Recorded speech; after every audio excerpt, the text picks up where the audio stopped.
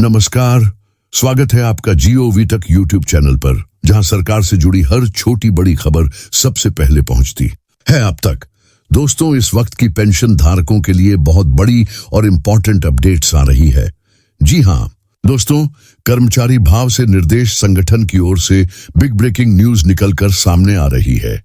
EPFO सदस्यों के लिए ₹500 की गारंटीड न्यूनतम पेंशन की मांग चोरों पर जून 2025 में मिल सकता है जवाब पर।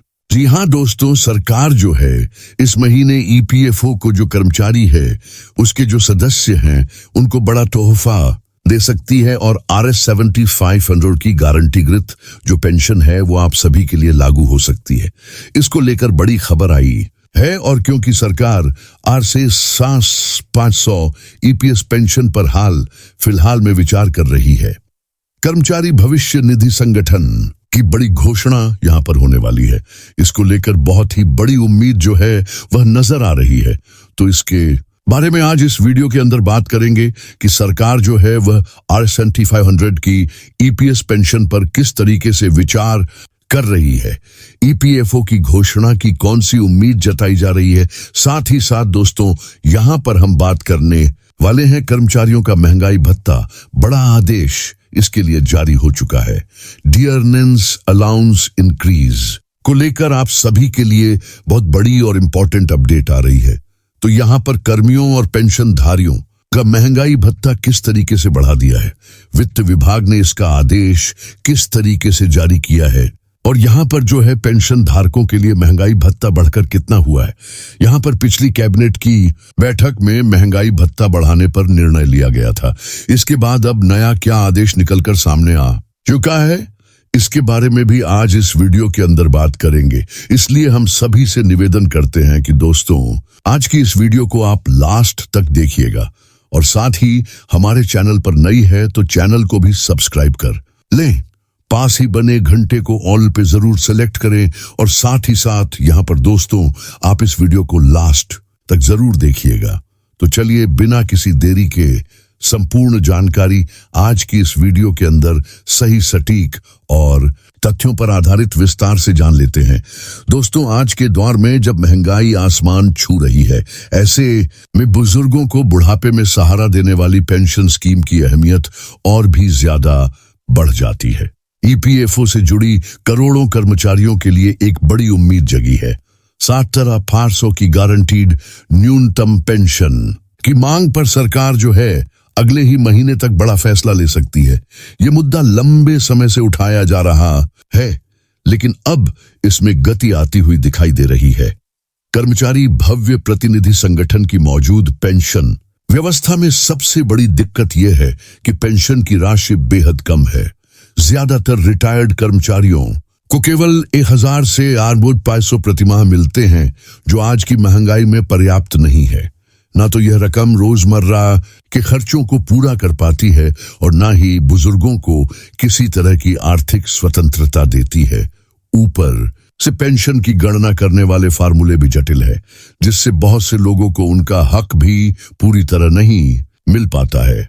मौजूद ईपीएस यानी कि एम्प्लॉय पेंशन स्कीम के तहत ज्यादातर कर्मचारियों को RS8000 से RS500 की प्रतिमाह की पेंशन मिल रही है। ये राशि आज के खर्चों के हिसाब से बहुत कम है। बिजली का बिल, दवाइयां और राशन सब कुछ महंगा हो चुका है। बहुत सारे बुजुर्ग ऐसे हैं जो केवल इस पेंशन पर निर्भर है और परिवार भी सपोर्ट इनको नहीं करता है। तो दोस्तों, 7500 की न्यूनतम पेंशन की मांग आखिरकार क्यों उठ रही है? ₹500 न्यूनतम पेंशन की मांग इसलिए उठ रही है क्योंकि मौजूद पेंशन की राशि बहुत कम है, जिससे बुजुर्गों का गुजारा करना मुश्किल हो गया है। महंगाई के दौरान यहाँ पर इस दौर के अंदर RS100 से यहाँ पर छोरी दोस्तों RS1000 से RS1500 महीने में पेंशन से ना तो दवाइयाँ खरीदी जा रही है और ना ही रोजमर्रा की जरूरतें पूरी हो रही है। इसलिए पेंशन भोगियों और कर्मचारियों की ओर से लंबे समय से ही मांग की जा रही है कि उन्हें कम से कम RS7500 की गारंटीड पेंशन दी जाए, ताकि बुढ़ापे में उन्हें आर्थिक और मानसिक सहारा जो है वह मिल सके। सामाजिक सुरक्षा को मजबूत करने के लिए यह अति आवश्यक है। कर्मचारी भविष्य निधि संगठन। कर्मचारियों और यूनियनों और पेंशन धारकों ने कई बार धरना प्रदर्शन कर इस मांग को उठाया है। सुप्रीम कोर्ट और संसद में भी यह मुद्दा कई बार उठ चुका है। यदि सरकार इस मांग को मंजूरी देती है तो करीब 70 लाख से अधिक पेंशन धारकों को राहत मिलने की उम्मीद इससे जताई जा रही है। सरकार की ओर से क्या संकेत मिल रही है, इसको लेकर बात करें तो श्रम मंत्रालय के सूत्रों के अनुसार जून 2025 में इस मांग पर कोई ठोस जवाब या स्कीम आ सकती है। सरकार इस प्रस्ताव पर गंभीरता से विचार कर रही है, लेकिन इसके लिए वित्तीय गणना और बजटीय प्रावधानों पर काम जो है हाल फिलहाल में चल रहा है। यहाँ पर जो है वित्तीय गणना और बजट प्रावधानों पर जैसे ही काम पूरा हो जाएगा, इसके जो है संभावना है कि सरकार इसको लागू कर सकती है। अब दोस्तों, इसमें संभावित कदम कौन कौन से हैं, चलिए इसकी बात करते हैं। पेंशन राशि को हासिल करने के लिए न्यूनतम गारंटीकृत स्कीम लाई इसमें जा सकती है। इस स्कीम को चरणबद्ध तरीके से लागू भी किया जा सकता है, जैसे पहले RS 4000, फिर RS 6000 और अंततः यहाँ पर RS 2500 तक की पेंशन भी दी जा सकती है। तो इस योजना का फायदा किसे मिलने वाला है? तो सभी मौजूद जो EPS के पेंशन धारक हैं उनको इसका लाभ मिलेगा। वे कर्मचारी जो 10 साल या इससे अधिक सेवा दे चुके हैं उनको भी इसका लाभ मिलेगा। जिनकी कंपनी कर्मचारी भविष्य निधि संगठन में पंजीकृत है और उन्होंने नियमित रूप से EPS में योगदान किया है, तो उनको भी इसका यहाँ पर जो है लाभ मिलेगा। तो आम आदमी के जीवन पर इस बढ़ोतरी का क्या असर पड़ेगा, क्या प्रभाव पड़ेगा, इसको लेकर बात करें तो आर्थिक सुरक्षा का स्तर जो है वह उनका बढ़ने वाला है। बुजुर्गों को सम्मान के साथ जीने का भी मौका इससे मिल सकता है। ग्रामीण क्षेत्रों में भी लोगों को राहत मिलेगी, जहां पेंशन से ही आय एकमात्र जो बुजुर्गों का सहारा बताया जा रहा है, तो उनकी पेंशन बढ़ने से उनकी आय में भी बढ़ोतरी की जाएगी। यानी बुजुर्गों का सम्मान, आर्थिक सुरक्षा और यहाँ पर जो है एकमात्र सावधान पेंशन जो है वो उसे राहत देखने को मिलेगी। इस बढ़ोतरी के बाद ये दोस्तों बड़ी खबर आ चुकी है। वहीं यहाँ पर बात करें तो कर्मचारियों का महंगाई भत्ता बड़ा आदेश इसके लिए जारी हो चुका है। डियरनेस अलाउंसेस इंक्रीज को लेकर आप सभी के लिए बहुत बड़ी खबर आ रही है, तो चलिए इसके बारे में बात करते हैं। दोस्तों, कर्मचारियों और पेंशन भोगियों के लिए एक बड़ी खुशखबरी हाल फिलहाल में आ रही है। सरकार ने महंगाई भत्ते में वृद्धि करने का निर्णय अब आप सभी के ले लिया है।